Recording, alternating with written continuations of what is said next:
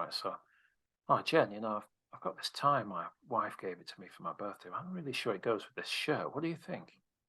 I think it's beautiful. And the silk, oh man, it's gonna work so well for your clown outfit. Like it brings your eyes out and all the children will think that you're the new hero. But isn't it going to clash with the makeup and the high heels? I think it's perfect. In fact, I actually phoned a producer so that we're gonna get that on video. We're actually filming a new series around that. Are you ready? I think I am. I mean, I always saw myself as a sort of the Kit Kat Club cabaret. Wow. Kit Kat Club cabaret. I love this. Roll the tape. All right. Sort of like, yeah. Always take what you're given. Build on it. That's the yes and. Always take what you're given and build on it.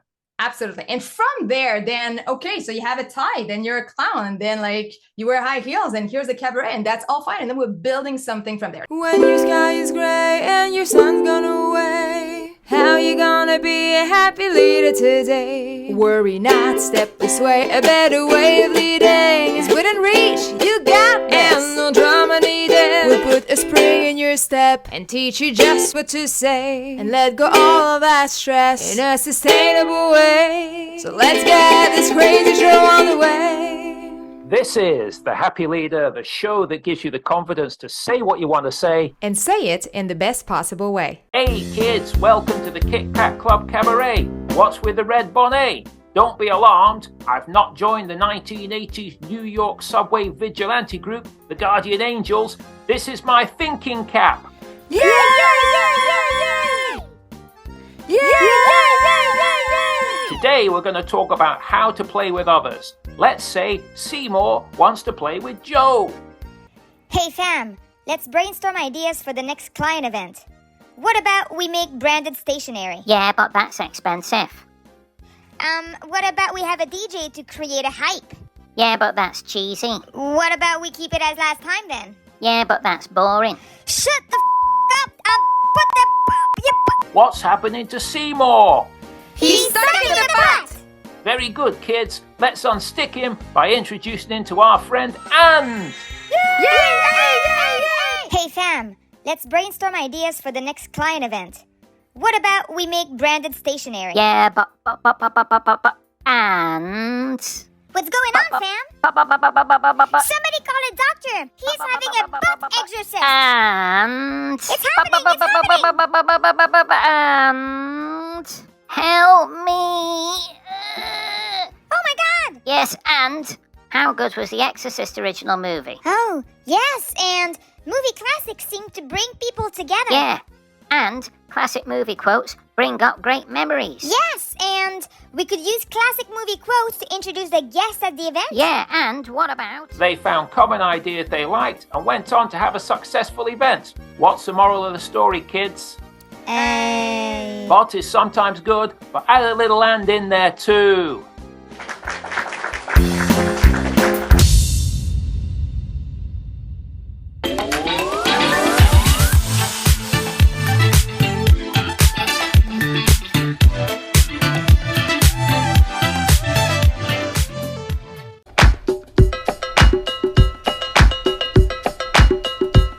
I break bread with the Hennessy won't.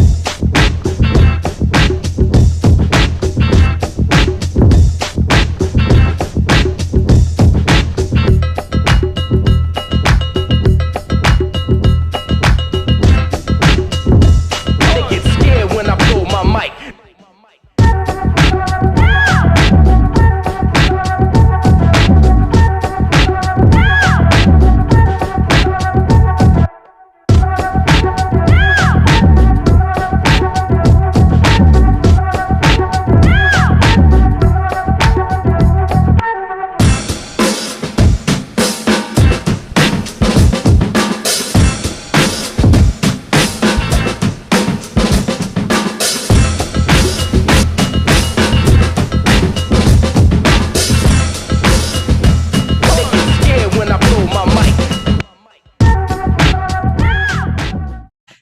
In an improv context, right?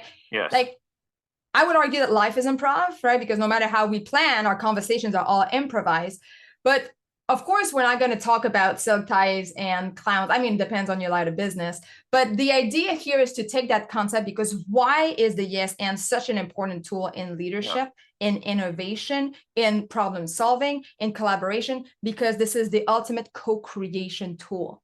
And we are co-creating all the time. We're even co-creating with ourselves, with situations. We're co-creating with circumstances when we solve problems. We're co-creating with other people when we're collaborating. So what is the yes and? The yes is about accepting the information that is given to us without judgment. So let's just pause the judgment for a second. Maybe it will be useful later. Let's just delay that. Accepting doesn't mean that we agree with it. It just means that we're present and that we listen to it. We're acknowledging it. That's it. Yeah. The and is about adding to it. So we can continue on the same line of thinking.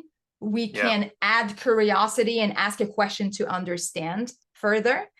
We can find where is the win-win, right? So the yes and is a tool in conversation. And it's also a state of mind of being willing to delay the but and to accept the information without judgment, and then look for what are the ways actually that we can build together to create a win-win. What's the use for a big butt when you know how to use it? Use it and instead, so others can work with it.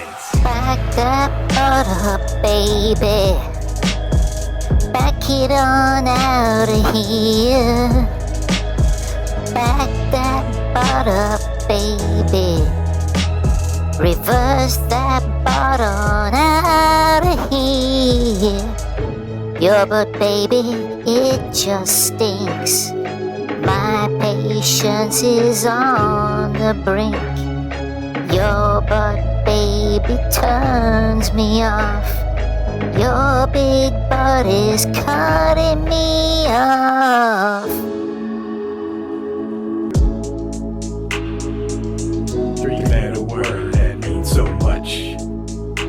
Use the A and D, baby. Make it your default. Don't let collaboration come to a halt.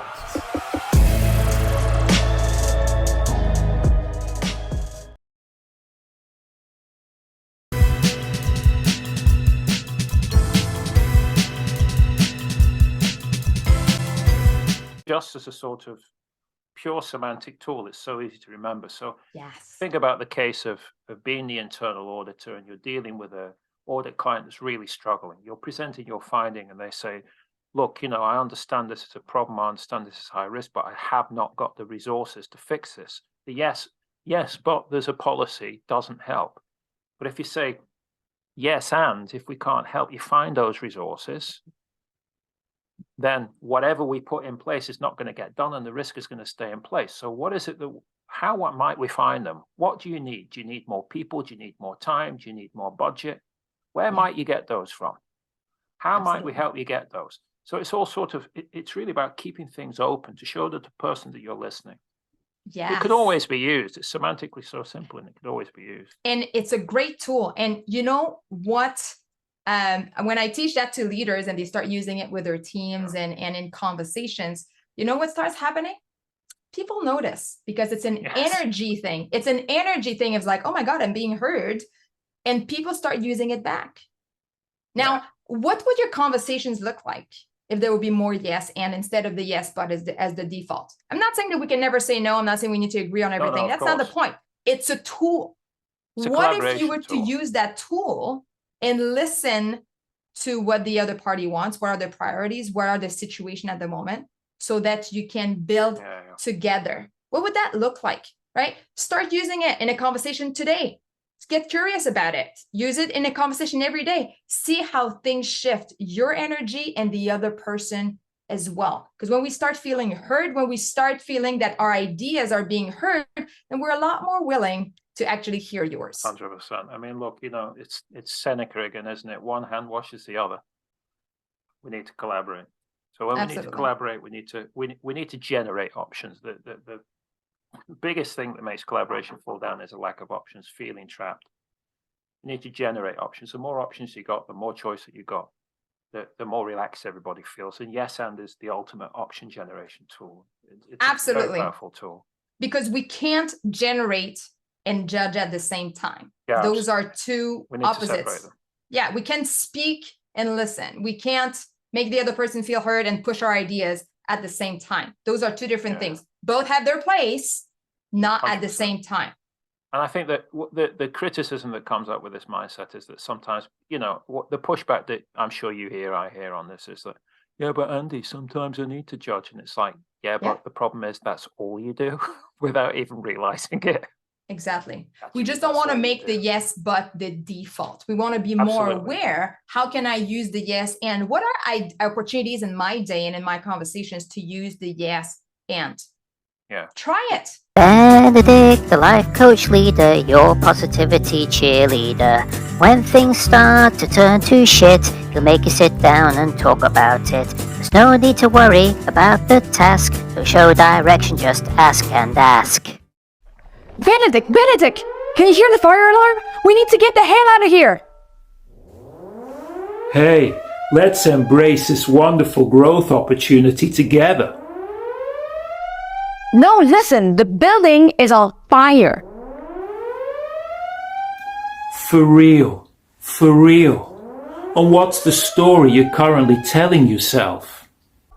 Once upon a time, we all burned to death. What about that, huh? We have no time for this, Benedict. Let's get out of here now. Don't hold back. Tell me how you really feel. Benedict, please get up. We need to get out of here. Now. I feel you.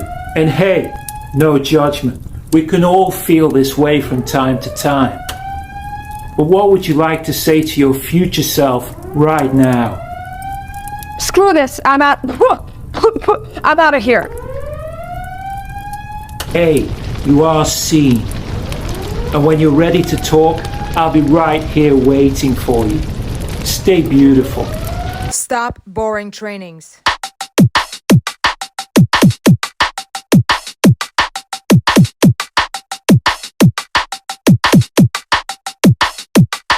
How you gonna be a happy trainer today?